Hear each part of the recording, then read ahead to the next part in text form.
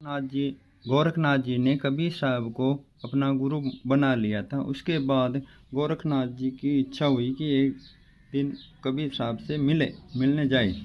तब कबीर साहब जी बताए कि हम संत रैदास जी महाराज के रैदास जी के पास मिलने जाने वाले थे, और कबीर साहब जी यह तो कह नहीं पाए कि आप भी आ जाओ। तो हम वहीं जा रहे हैं। उनकी क्या जात है हम अच्छी तरह से जानते हैं, पर कबीर साहब ने जब जोर देकर कहा तो गोरखनाथ मना नहीं कर सके और तीनों पहुंच गए रैदास जी के घर।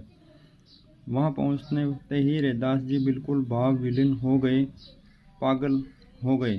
साक्षात कबीर जी को, जिसको वो भगवान परमात्मा मानते थे, वो उसके घर आ गया।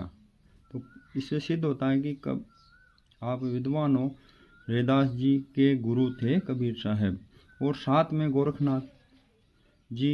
ये वो गोरखनाथ जिसका आने का तो सपने में ही रैदास ने नहीं सोचा था, आज उसका साक्षात्कार उसके सामने उसके घर पर आ गए। क्योंकि कई बार रैदास ने कबीर जी को कहा था कि वह एक बार गुरु गोरखनाथ जी से मुझे गोरखनाथ जी से दर्शन करवा दो। आज तो उसकी इच्छाएं पूर्ण स्वयं हो गई। जब ये तीनों लोग वहां पहुंचे तब रैदास जी ने अपने नित्य कर्म अनुसार जूते सी रहे थे। उसके पहुंचते ही उसी अवस्था में उठकर अंदर गए, और वापसी में उससे 2 गिलास पानी का या शरबत के थे। उन्हें उसी अवस्था में गिलास कबीर की तरफ बढ़ा दिया। कबीर ने वह गिलास तुरंत घटक पी लिया और दूसरे गिलास को गोरखनाथ जी की तरफ बढ़ाया।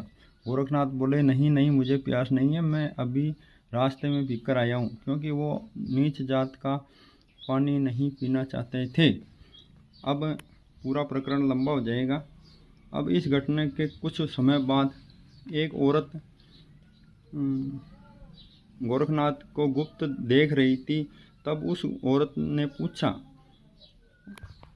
गुरु गोरखनाथ ने पूछा कि आप मुझे अदृश्य को कैसे देख रही हो। तब वो बोले कि मैं कमाली हूँ, और वो गिलास पानी का जो आपने नहीं पिया था वो मैंने पिया था कबीर साहब के साथ रैदास जी का।